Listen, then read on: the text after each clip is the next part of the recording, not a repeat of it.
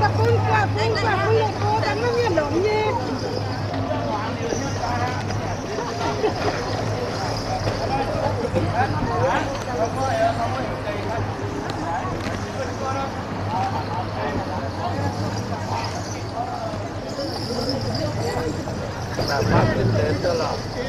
còn ăn cái gì nữa sao mẹ hả tôi à đi mà trâu đi tháo mà trâu đi trâu ấm ra hè cái lò chân thì có là tôi quên mặt này như là còn bên này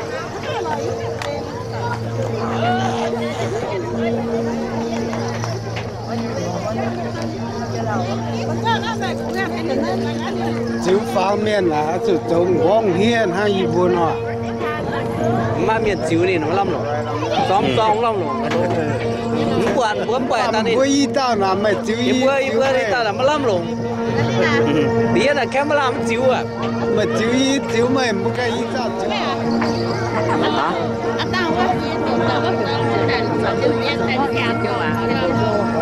ồ ít dán nó phải chỉ còn nó tốt là không vượt còn nếu là vừa chỉ để con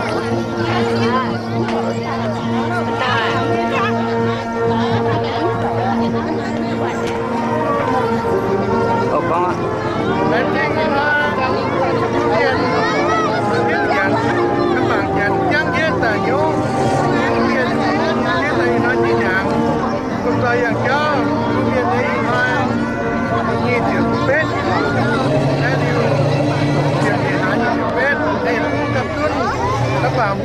và ta tung nhớ nha chẳng kia thế tung nhớ sự kiến tạo cho na diễn năm hàng dạng cho nha tận nhiếp về hiện tháp là nhân phiêu tại bản đã chiến lược cho cái gì tuy hàng của hàng hay dạng lừa tuy hàng cái cho nên hiểu tôi hai mình có nhiều ai dạng nhiều cái lệnh tình nó bên tủ túi tuy nhiên hàng thật chuyện nhiên hàng phiên tháng mà chuyện nhớ chăm có chủ quyền thật chứ là bên nhiên hàng dạng giao nó đây vừa này mà phụ sửa thì bên hoang thời gian mấy rồi thằng quét rồi thằng mấy chiều vừa cầm nhau tại chuyện năm hàng vừa hát tại là nhiên hàng yêu béo miền túi tôm miền ha giống mai tôm phụ cái gì đây vừa chuyện năm hàng tại nói được chuyện nào tổ chức phụ chơi thời gian vừa dạng giao miền tham mà thì bây giờ năm tỏ giang mình đi bà cô nha chỉ mong lên đếm pe giờ lọt có mua tỏi có vừa tiền phí yêu miền xuống ở chứ ở chi vừa xuống đúng không nhặt cháu lại gì hải có lọt tu miền có lọt số như miền lọt tu miền tại là thế cán chứ cả hai miền em mà tí nào con miền tham cóแต่thời tiết cái mưa hả nha đúng là lại thì có miền tham giờ lại gì nữa miền tây thì biết qua miền kia nhá người ta cho trên mà như vậy giúp lại gì miền nữa tuổi các tao quản lý ăn bằng nhà xe ta luôn rồi nhất luôn rồi thì nhất ăn thế rồi xe luôn rồi có ăn bằng nhà tụt thêm rồi nhé ăn thế cả hai hình ăn qua tụi thăm gì miền cả hai hình như miền nhất ăn tụi tàu để cho chúng ta có và có thể ha có tầm muốn bên ngoài trênแต่quảng coi bên nước máu để lúc nào mà để lấy gìจะทำเราเห่าโอเค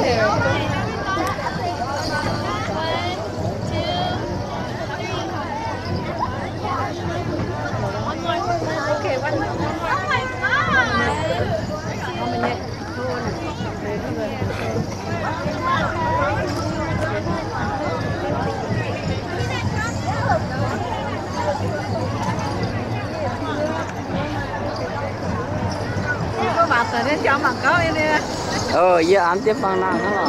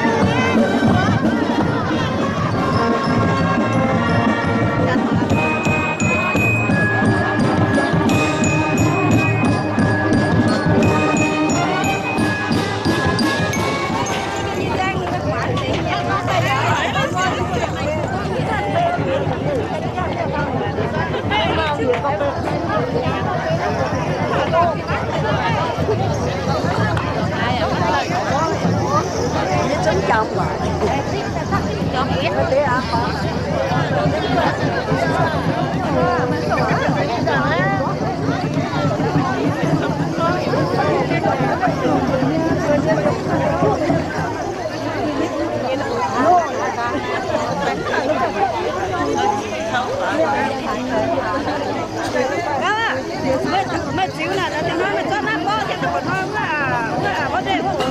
ai tập nó miếng thao ngàn có đây một vòng có đây với cho nó có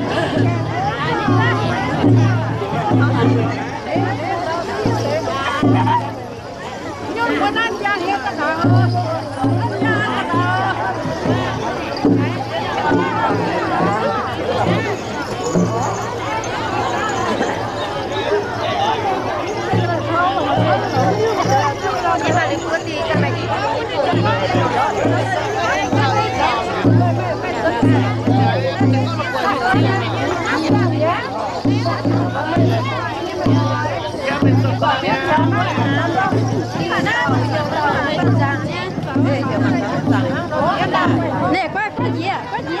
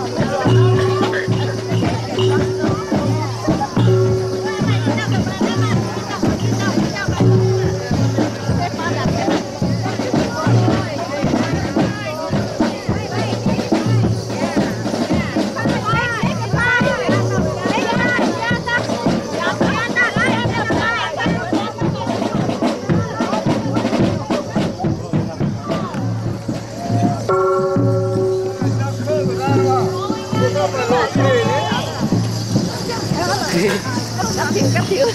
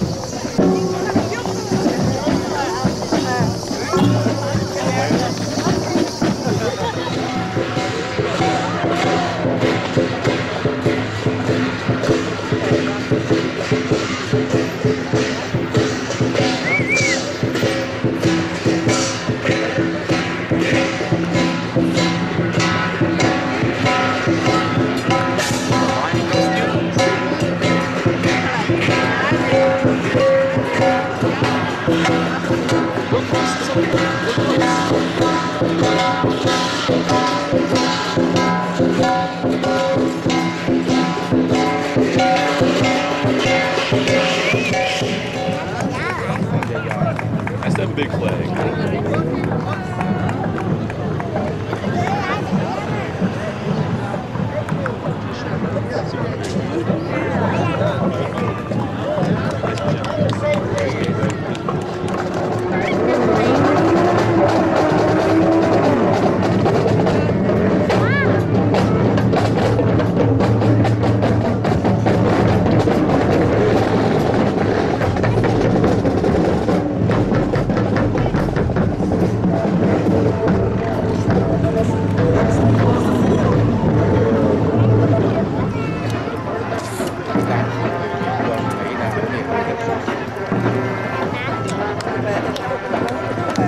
Mình thì năm nay nó không bị kìa.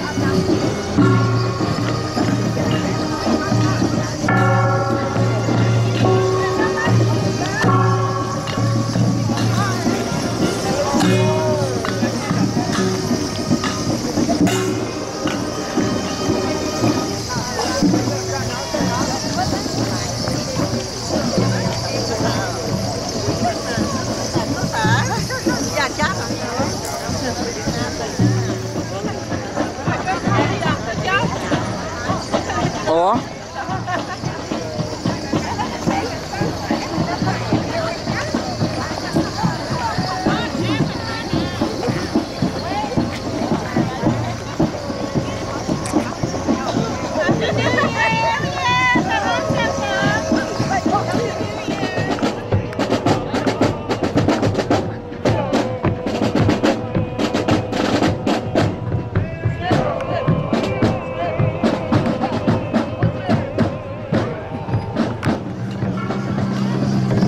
Bữa 12 à?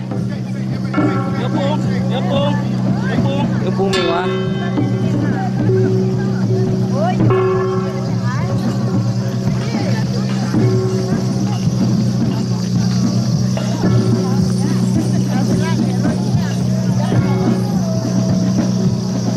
Hello.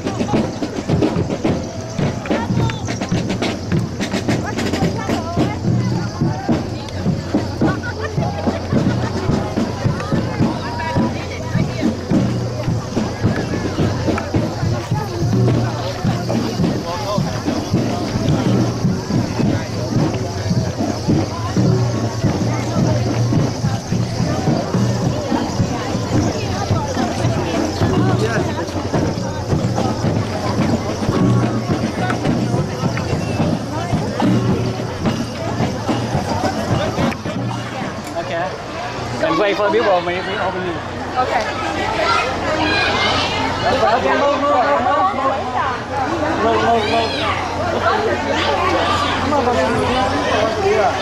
Good morning, everyone,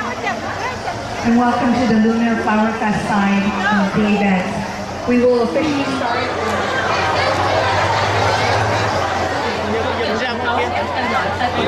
Tiếp tục khai mạc hội chợ Hoa Xuân 2016.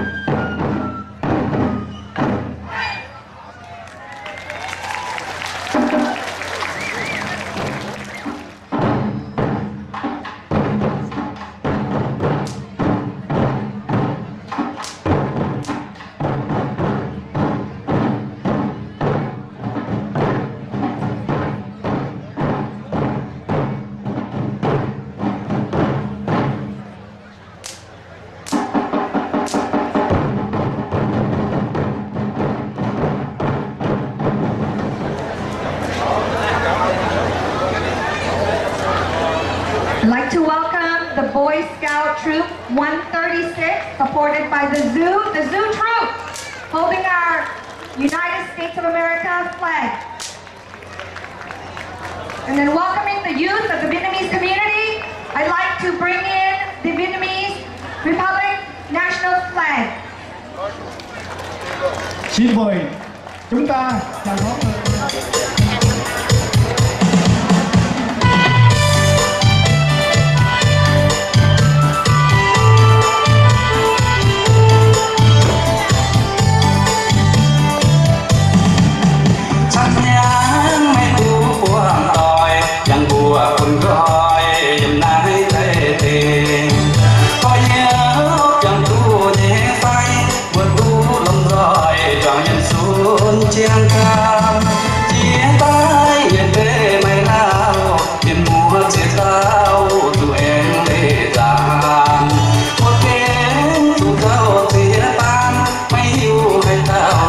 hãy nói dân hai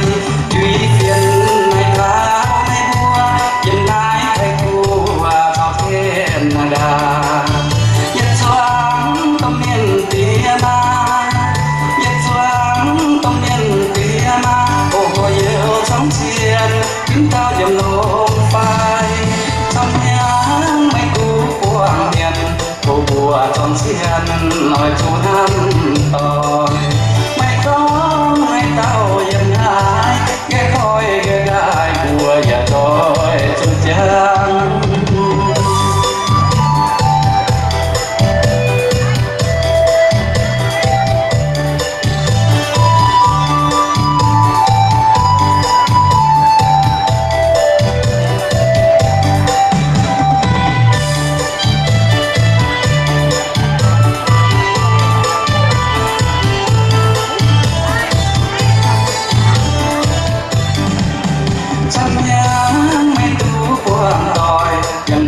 con gói dân nái thấy tình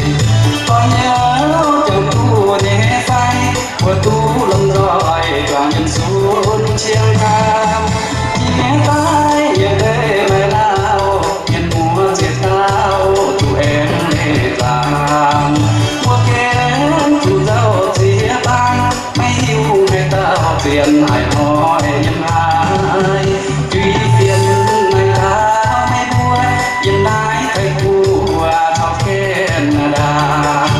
nhật xoáng tâm miền tía ma nhật xoáng tâm miền tía ma ô có yêu chóng xiên kính tao dừng lông phai săn nhang mấy cú quang miền ô cua chóng xiên nói chú nam tòi mày có ngay tao dừng hai ghé khói ghé gai bùa nhà rồi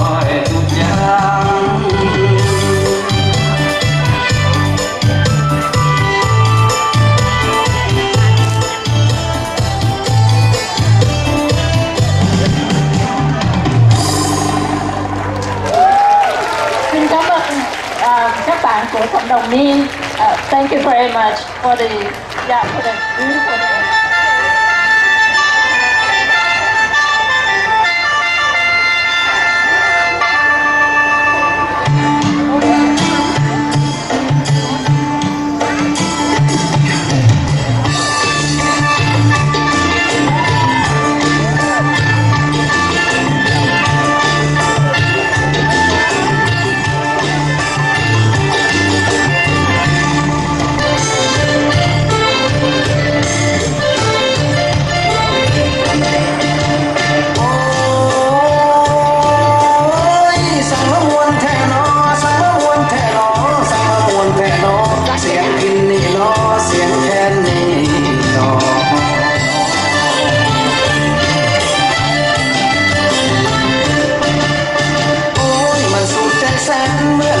เสียงแคนให้น้องออกมา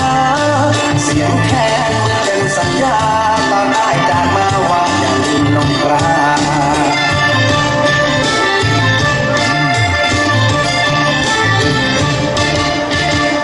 ได้ฟังเสียงพินเมื่อได้ยินเสียงแคนมันได้อยู่แดนแผ่นจิ๋วอีสานถึงจากมานานแสนนานยังคิดถึงลงกรานบ้านฝั่ง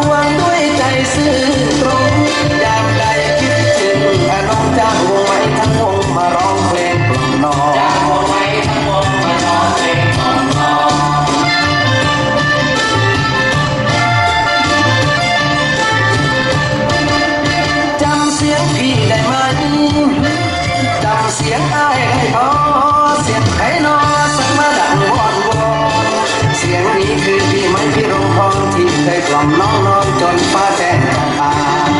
จังปางฟ้าแจ้งจังปางนอนกะสร้างเจ้ามานอนกะสร้างพี่ยังโยมนั่งเฝ้าตนเจ้ากะไลยุ่งนั่งข้างมุมจนหูข้าตาสักหูหน้ามันขันสวมกันอยู่ยามเศร้า